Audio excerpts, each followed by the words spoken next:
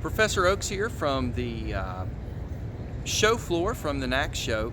One of the things we're demonstrating here for a lot of people who are getting into food service is the ability to sell items with a fractional quantity. Now that may be if you have a weight scale or something where you want to actually sell not a whole unit but fractional based upon weight, or things like propane. I'm going to quickly show you how to set that up. So we're looking at the manager workstation screen, and I'm going to show you this yogurt. This is where you start. We actually have called this out specifically, but I'm going to actually, if I had a weight scale sitting over here on the right, I may have weighed that yogurt and I may be pricing it at a certain price per ounce. So for instance, this one's going to be set at $8.52. So it's asking me to enter the quantity. I'm going to enter 852, that's what was on the scale, and hit the enter button. And notice the pricing will show up based upon that.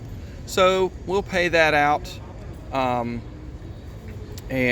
I'm going to actually go ahead and pay, and then I'm going to show you how to set that up. So in the manager workstation, if I'm actually looking at pricing and an item, I'm going to look up this particular item, which I called yogurt.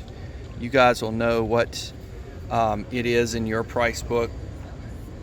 But the thing I want you to see for this item is that under options, we have an item called fractional quantity allowed. So when you actually give that flag or attribute, then the price you enter, or that is entered, is actually the fractional price. So per ounce or per weight that you use, make sure you enter that in. So when you sell this item, it actually will require you to enter an amount that is synonymous with the weight scale. We hope to do weight scale here shortly. This would be applicable to that when it comes into play. But for right now, this is a way to handle fractional quantities in your passport system. Hope this helps, and more to come.